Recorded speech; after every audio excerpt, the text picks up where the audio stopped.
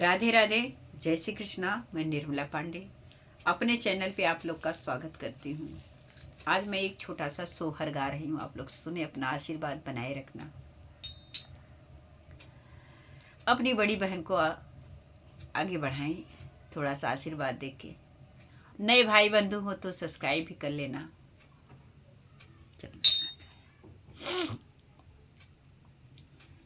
रात रहे ने आनी अरिया हो अंगन मामे से जला गे आंगन में से जला गे हो मोरी बहिने सही परसों में राजा राम होत पाए ते सीतली मैया पाए ते सीतली मैया हो मोरी बहिनी सही परसों में राजा राम होत पाए ते सीतली मैया हो। सीता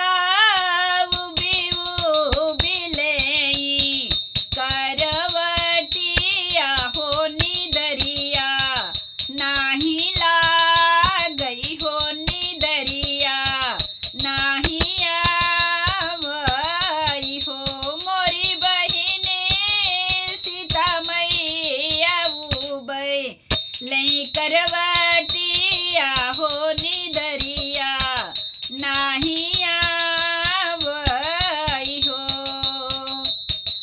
सोई जा तू है सीता सोई जा तू नयन भर के सोई जा तू हो मोरी सीता जब हम जइबे मधुबन होत तो हाँ के जगई बई हो मोरी सीता जब हम जइबे मधुबन होत तो हाँ के जगई बई हो।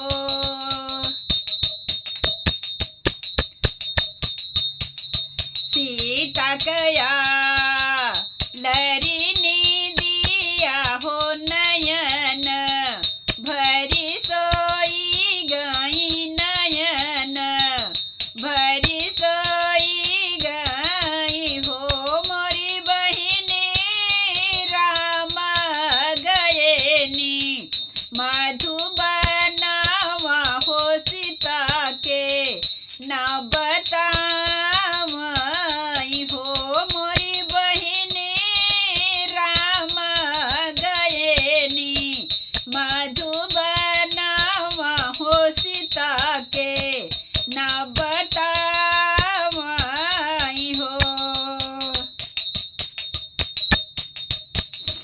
अंगना बहारत चेरिया हो तू हई हमरी बहिनी हो मोरी चरिया देखिया तुराम कई डगरिया हो कवने बन गईले हो कवने रहिया गईले नी हो मोरी बहिनी देखिया तुराम कई डगरिया हो कवने रहिया गईले हो कवने रहिया गईले नी हो।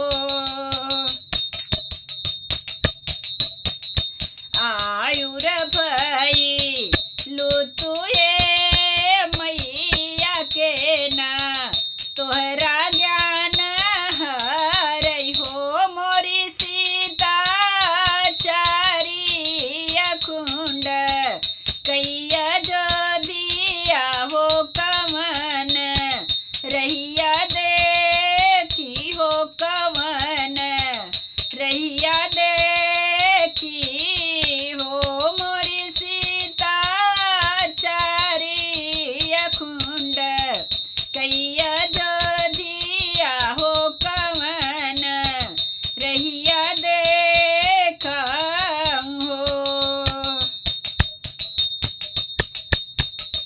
पिनार के वट कर नैया हो तमने घाट लगी है हो तडग मग डोली हाई हो मोरी चरिया बिनरे पुरुष कई तिरिया हो के कर रहिया देखी है हो के कर रहिया देखी है हो।